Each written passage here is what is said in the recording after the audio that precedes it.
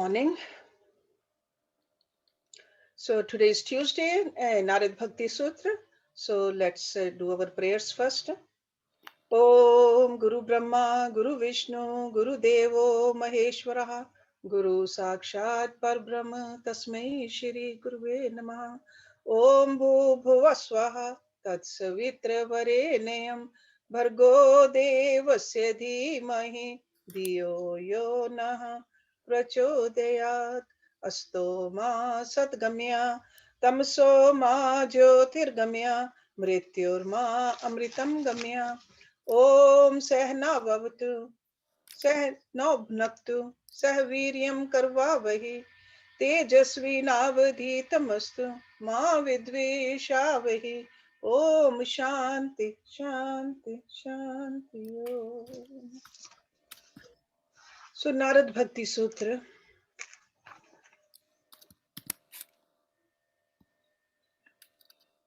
We are on verse number 23, where Narad Ji is giving us another clear indication what this divine love is and what it is not. So he says, Tad vihinam jara nam eva. Tad vihinam means, Tad means that. Over here, that means that love. Love without the knowledge of the glory of the Lord. Okay, without, vihin means without. So without what? Without the glory of the Lord. Jara Nam. Jara Nam is if somebody is indulging in a selfish love, lustful love, or in English they say illicit behavior. Iv means like. So love without the knowledge of this true nature is like the illicit love for the beloved. In common language, it's called a lust, selfish love. So love of God without the precise knowledge of the supreme nature of truth is only a passion, a baser, a lower level of love. It's like a lust. Because pure love has the power to totally transport the devotee into the climes of joyous satisfaction, the feeling of oneness, the ecstasy. It is like a breathless state of perfection. So when we are sitting in near our altar, don't think it's just a picture or a statue. In that picture, in the statue, see the God in there, God which is everywhere. That kind of a knowledge, if we have, then that knowledge will take us towards this union with the Supreme. So that's why he says love without this kind of a knowledge is like a lust. Lust means a selfish love. All you want is you want to pray to God and you just want something from God. Because that's what in a worldly love relationship is. What can we get from the other person? And if with the God also we do the same kind of a bargain, that is a baser love according to Narad. So this sutra is indicating the difference between the kam and the prema, lust and the love. They can never coexist. When the lust rises, the love, the prema, in its regal beauty, must set. They both cannot be at the same time. Or lust can never be love, or love can never be lust. Because while in love, the personality of the lover is turned up to the personality of the beloved, the oneness. In love, there is an expansion of a being, while in lust, there is the suffocating squeeze. To love truly is to add to one's life. One in love to God expands. The feeling of oneness comes in the person who is in love with God. Because in love, there's always the bliss of oneness and the rewarding sense of fulfillment. If you think that you love God and you feel lonely and you just feel miserable, you still have me and mine. That means love has not taken to that height. So prem is for the one in many, and the calm is for the many in one. So this is also called a Mahatamya Gyan. Gopis had that. Last week we were talking about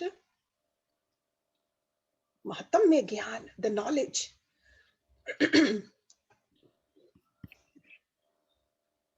So this kind of a bhakti we need to cultivate, where we know that God is everywhere. And never think that we're going to love God to use God. In the scriptures, there's an example. After the war, Mahabharata war, someone told Arjun that you are a great devotee of Krishna. And when Krishna found out, he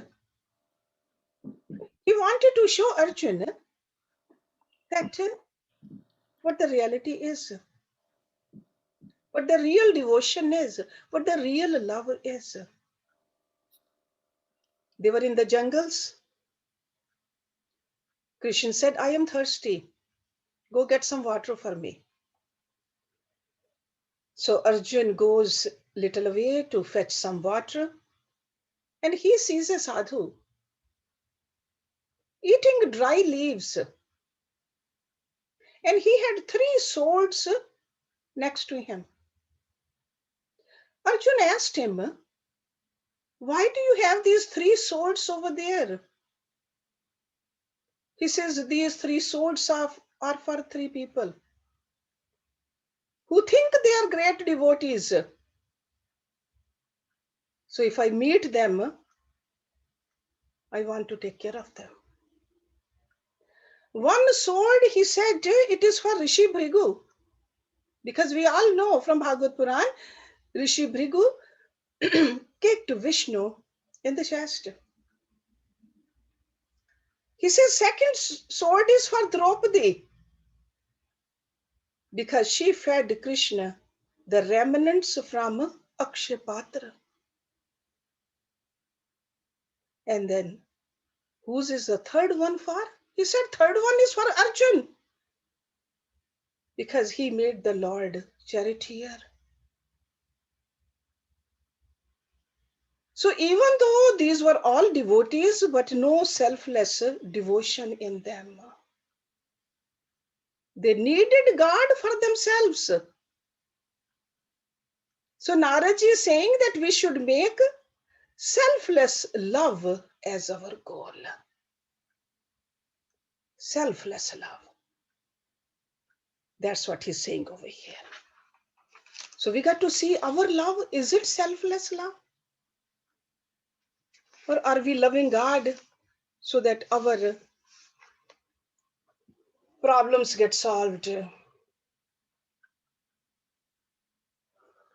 So then in number 24, he says, Na asti ev tasmin tat sukh sukhitvam. Na means not, asti means is. Ev means only.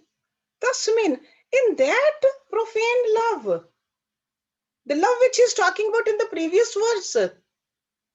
That lower kind of a love.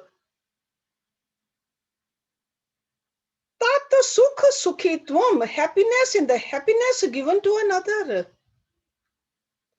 So he says in that profane love for the beloved, the sense of happiness in the happiness given to another surely does not exist at all.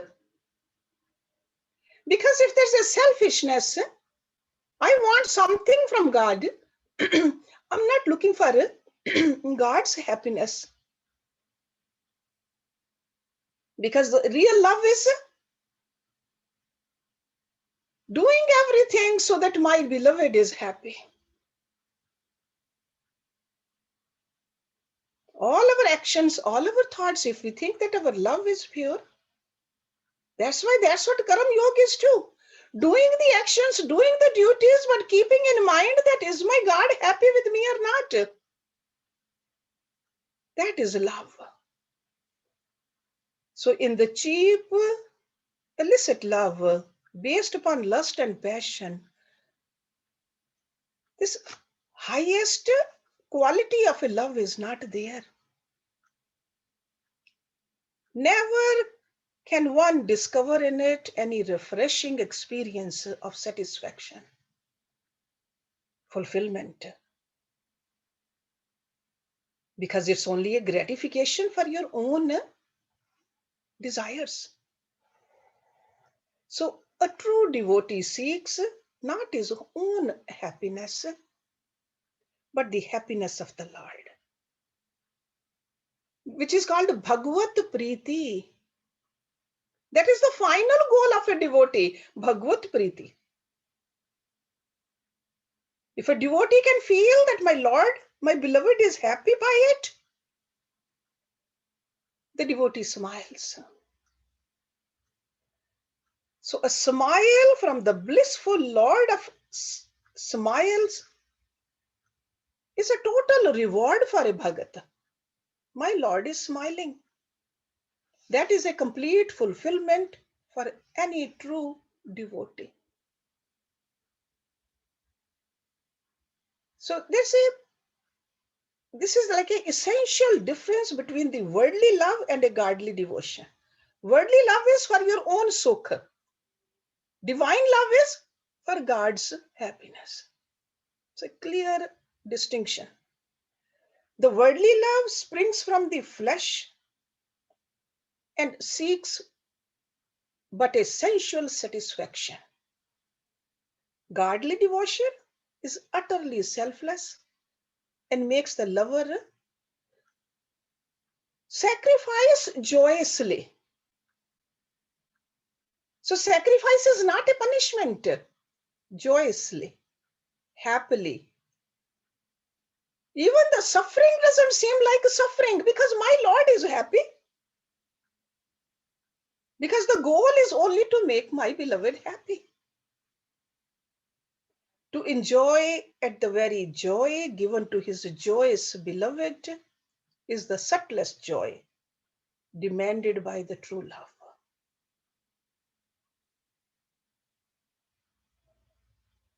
Tat sukh sukhitvam. Sure, we all want our happiness.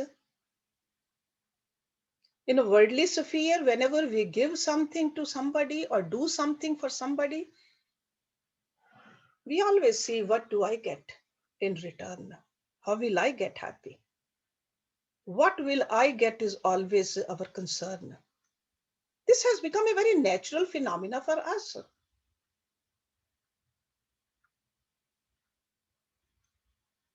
Even though the real us, the inherent nature is an ocean of love, ocean of bliss, but we have moved away from it. Selfishness has taken over.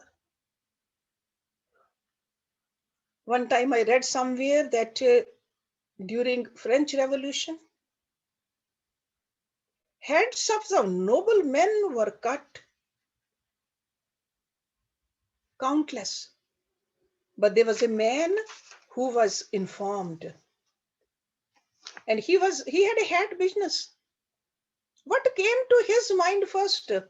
He said, "Oh God, what will happen to my business?" Because those noblemen bought hats from him. So he is not concerned about the heads which are being cut, but he is concerned about the hats. They won't be sold. That's a selfishness. That is reality. Everyone is concerned about their happiness. So in divine love, we reverse it. And this reversal was perfect in gopis. That's why Naraji brings gopis example for us. When Krishna went from Vrindavan to Mathura, the gopis did not go to meet him because they knew that if they are there, they'll cry and that will make Krishna unhappy. And later on, when Uddhav was sent to gopis, when he was returning back, he asked, any message from you to Krishna? Some gopis said, tell him that we are very happy. Because we don't want him to get sad, that we are sad. Because his heart is very soft. Others said, tell him we are sad, because he should know that we love him. But Radha, what did she say? Radha said, tell him whatever you like, but make sure you keep looking at the face of Krishna. If you see even a small sadness on his face, please don't tell him that.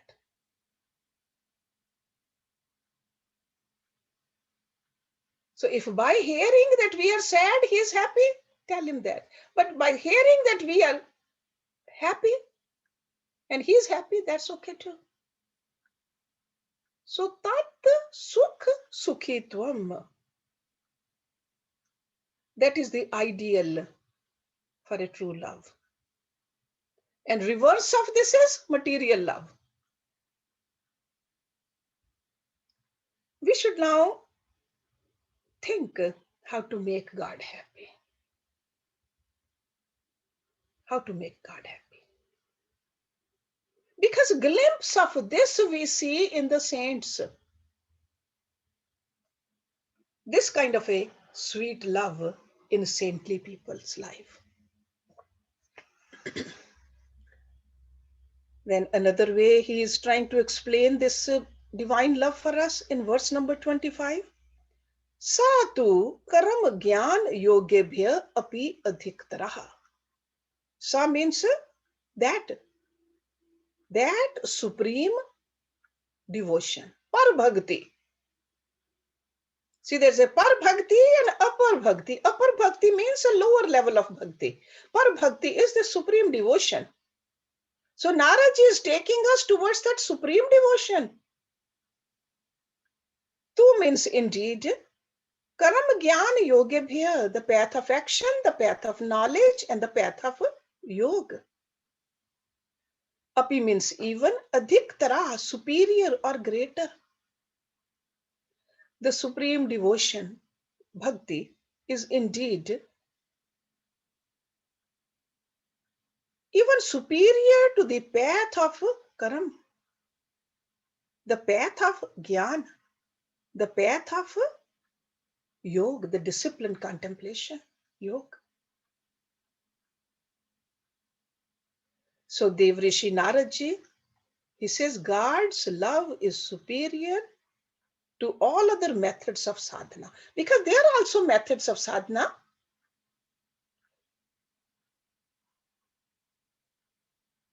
In all the sacred scriptures, they talk about it. In Bhagavad Gita, Karam Yoga, Jnana Yoga. But even Lord Krishna towards the end said, only a Bhagat can attain me. So those are sadhanas, definitely, useful sadhanas. But always remember, what is the goal? Goal is the union. So path of selfless, dedicated service, the path of discriminative knowledge, path of self-development, These are all great. But compared with these techniques, according to Naraji, true devotion for the Lord, which is called Parabhakti, is superior and nobler. Why? Because devotion is the final outcome of all the other methods of self-improvement. Why do we want to have a gyan? Because we want to know Him. That is the highest gyan.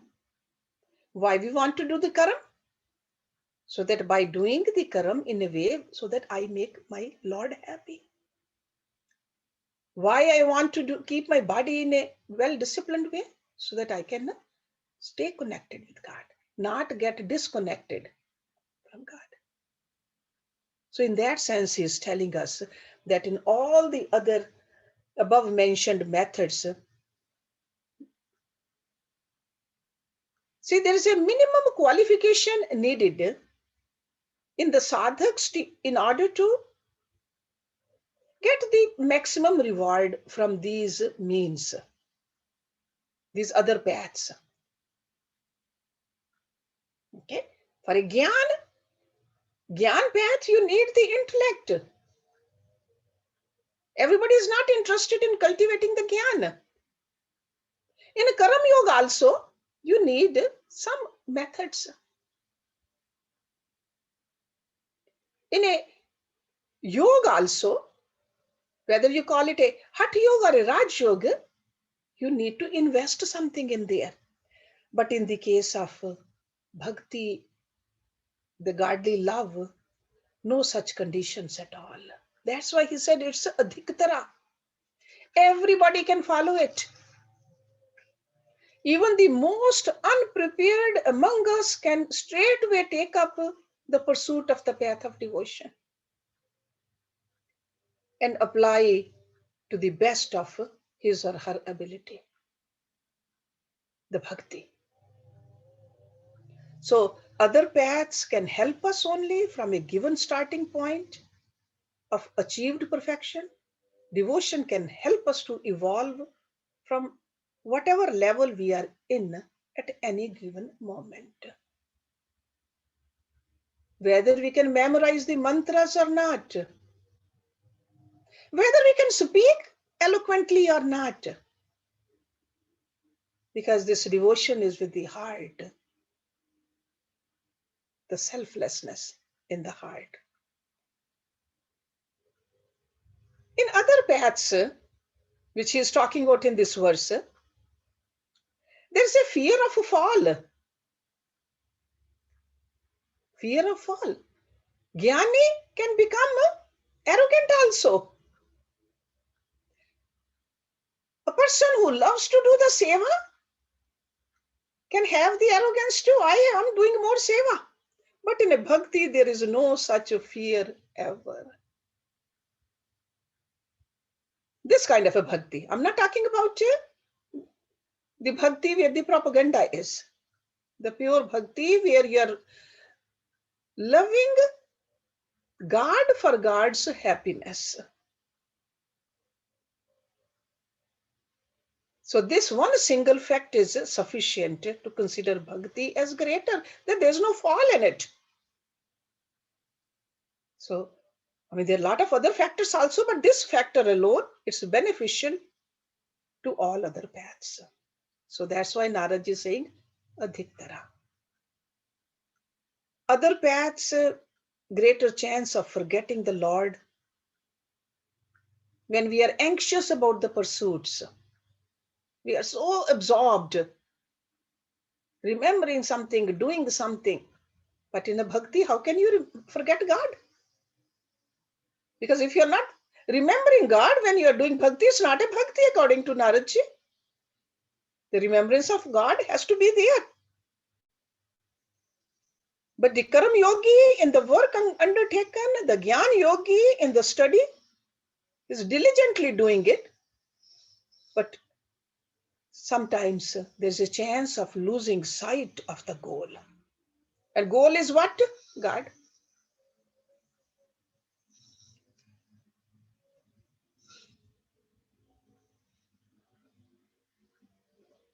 Because even we learned before, even a moment of forgetfulness gives a pang and the excruciating pain to a devotee.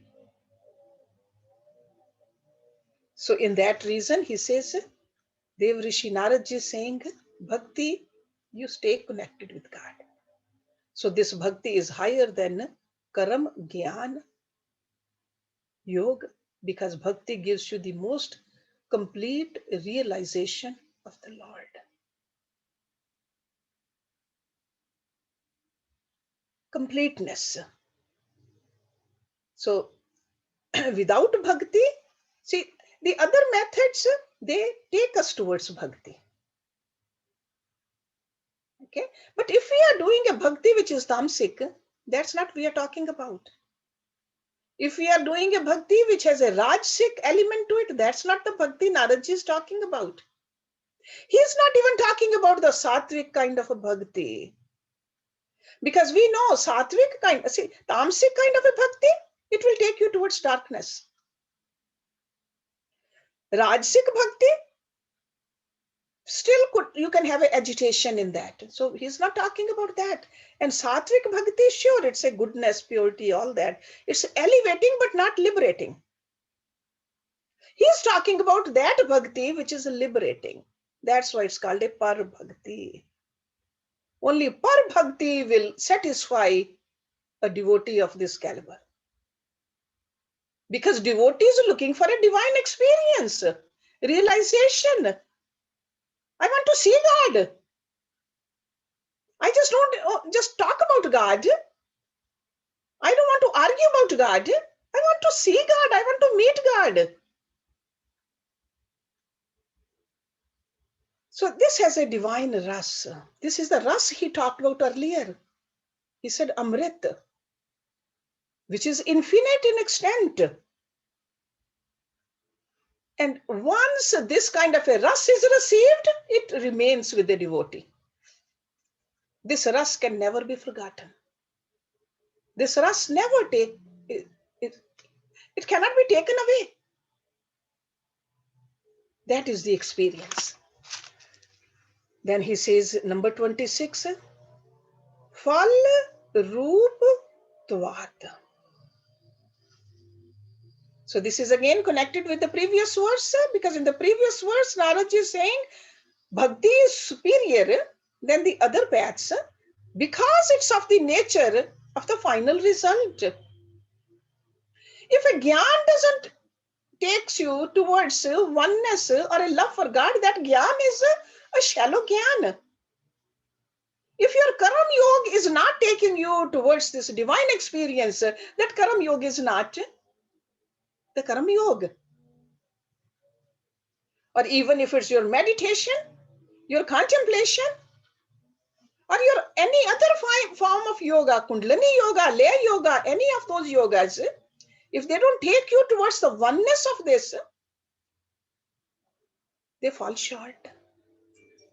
So that's why he says, because it is of the nature of the fruits of all the yogas. Okay. So all other paths described so far are the means that will take the seekers to the end.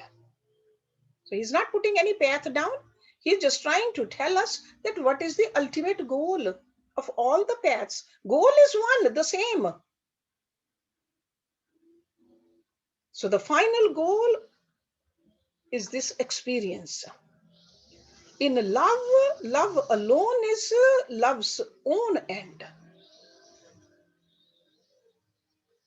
It is well known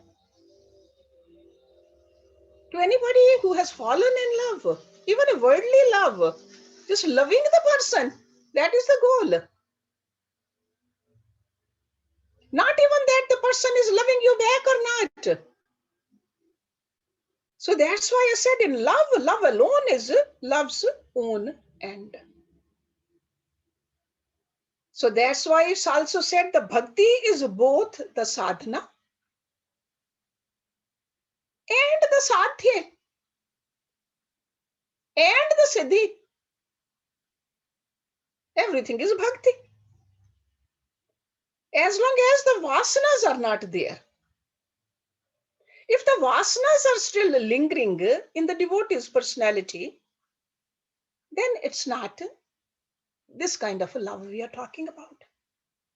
But when, as a result of his love for the Lord, his vasanas disappear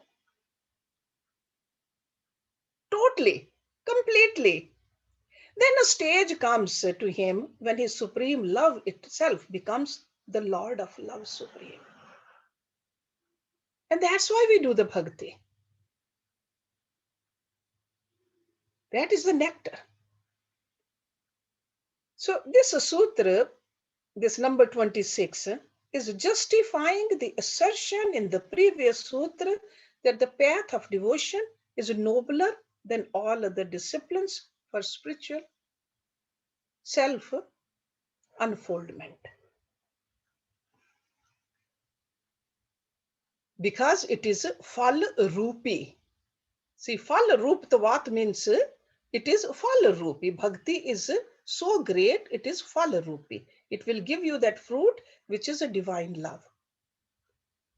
Yesterday when we were reading Bhagavad Puran, there was a story came about Ambarish. What did Lord say? Lord even made this a statement to Durvasa ji, Rishi Durvasa. He said, I am enslaved by a Bhagat, because Ambarish was a Bhagat to that caliber.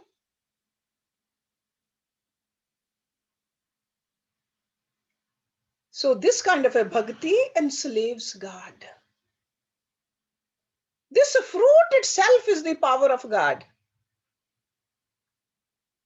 And he will give himself the fruit to us when we engage par bhakti. Because God has unlimited powers. We know that. This is the knowledge we should always keep in mind. There's nothing outside of the realm of God. We have powers too. We have the power to see, power to touch, power to hear, all these powers. But God's powers are Srishti, Sthiti, Pralya, and even beyond that. He has all the divine powers. All the different forms which we worship, those are all God's powers. Whether we worship Lakshmi, or Durga, or Sita, what are those? God's powers. They are not different than God's power. This is like a manifestation from that power. That's why God is called Shaktiman.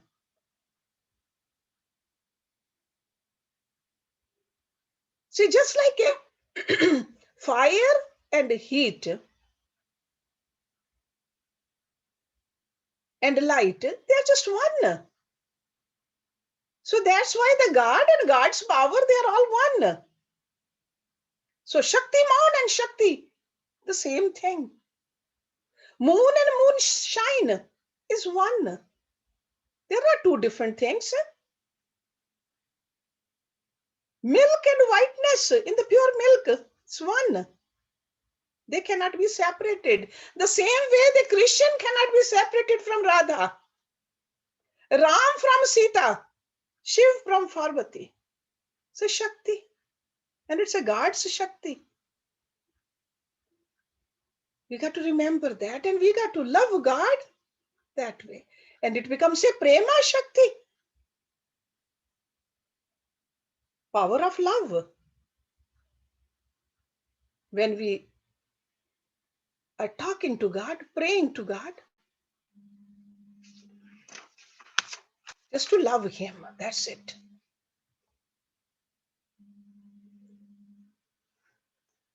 And now again, He is explaining to us what God likes, what God does not like, because He is telling us when you love God for God's happiness, So how do we know what God likes and what God does not like? We read about in all the scriptures. Bhagavad Gita, Lord Krishna gave us very clear examples. Dev Asur Sampat Vibhag Yoga. He said, I do not like Asuric nature. I do not like Rajsikta and Tamsikta.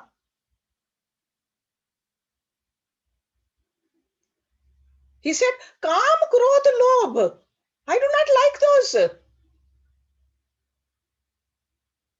Clearly, he said those three are the gateways to hell. So if we are loving God and we want to reach to this level on the path of bhakti, we got to know what God does not like. And I want to stay away from it. So let's see, in a very simpler terms, Naradji is saying, because Sutra gives the same knowledge which is given in the Vedas, which is given in the other scriptures in a condensed form. That's what the Sutra is. So over here he says, Ishwarasya api abhiman dveshitvat danya priyatvat cha. Ishwarasya, to the Lord, to the Ishwar. Api also. Abhiman dveshitvat, dislike for egoism.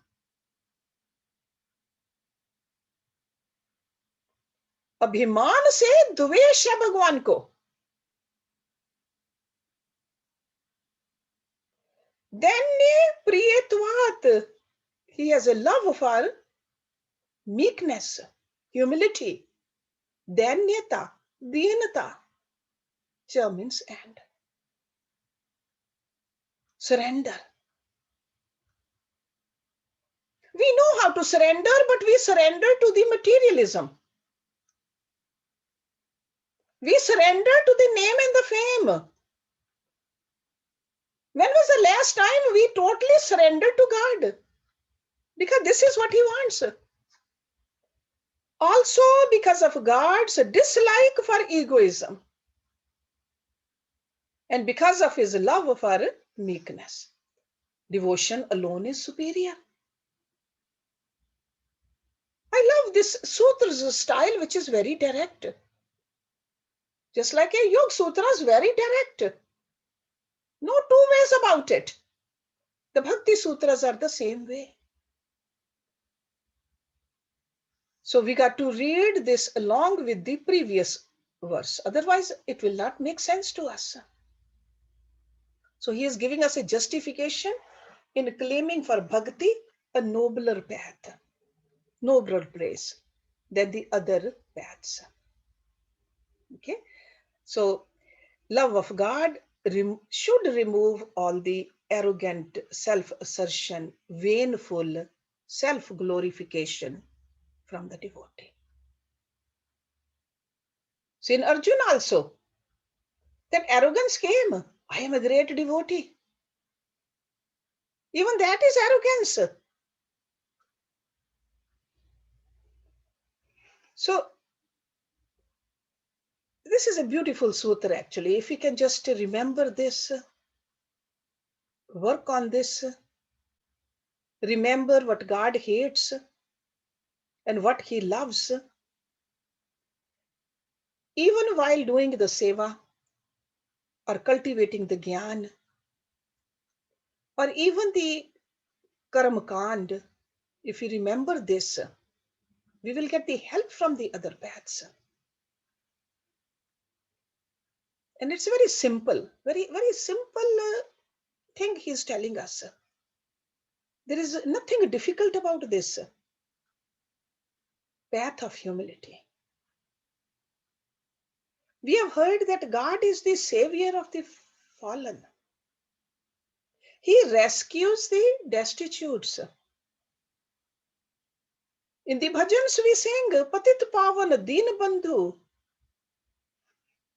Adham Udara Naam. All those words we are familiar with. They are all connected with this verse. Spiritually, we are destitutes. We can't even control our mind. We can't even control our senses. Our body is weak. What kind of abhiman we have? To remember that. If we are the destitutes and he is the savior of the destitutes, how come we are not saved? The reason is our own pride. We really don't accept that we are destitute. We may sing, we may read, we may write, but we really don't accept it in our hearts. We think that we are so special. And this pride, he dislikes. Remember that. Egoism is like a cloud which keeps God hidden from our sight. So if we don't see God, God is everywhere. How come we don't see? Because of the egoism. So by the mercy of Guru or God, only egoism vanishes and we see God. Why Guru? Because Guru is another human being. And if we can see the divinity in the Guru, our own ego goes down. Because in front of the Guru, we bend our head also. We accept that there's somebody who looks like me, but different though. So that's how our own ego starts to go down. Kabir ji said, Jab main tha, tab hari nahi. This main means this egoism. मैं जब मैं था तब हरि नहीं अब हरि है मैं नाही. You have all heard about this. प्रेम गली अति सांकरी यावे द्वे न समाही. So that's why Narada is saying, let go of your egoism. As long as I is there, God is not there. Street of love divine is very narrow. This is the most fundamental point, that we need to get rid of the ego, the pride. The day we accept this, we will feel His grace. His grace is there, but we'll feel His grace. Actually, our work will be done. Become totally humble. You have all heard about Rabindranath Tagore. He has written beautiful poetry. In one of the poems, he wrote that I'm sitting in a hut by the lake. Outside, moon is shining. In the hut, I have a little lamp. And there is dim light of the lamp because all the windows and the doors are closed. Suddenly, lamp goes off. And I open the door of the hut. And the moonlight comes in. This is what he is talking about. We have the dim light of man. And we don't see that moonlight, which is so beautiful and bright. God. If we can blow this off, we'll be filled with the moonlight. So humility is the basis of devotion. So that's why very emphatically Narada is saying that Lord hates pride and loves humility. And the reason pride exists in us, because we have distanced ourselves from the Lord. It's almost like if we are away from a hill seems small. When we get close to the hills, we know it's big. There is another verse I wanted to tell you about. Maybe one of these days we'll talk about it, and about this. This is also from the scriptures, Hitopadesh, about humility. Trinad api sunichen taror api sahishnu. Amanin man dena kirtaniye sada hari. So this is a secret of cultivating devotion in you, bhakti in you. Consider yourself to be more insignificant than a blade of grass. Trinadapi sunichen tarorapi sahishnu. And become more tolerant than a tree. Give respect to others, amanin man. But do not seek respect for yourself. Always chant God's name. So maybe one day I'll just go over this in detail. But today, just remember that closer we feel to God, the more insignificant we know we are.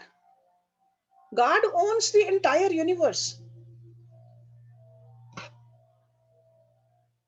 We are just so insignificant.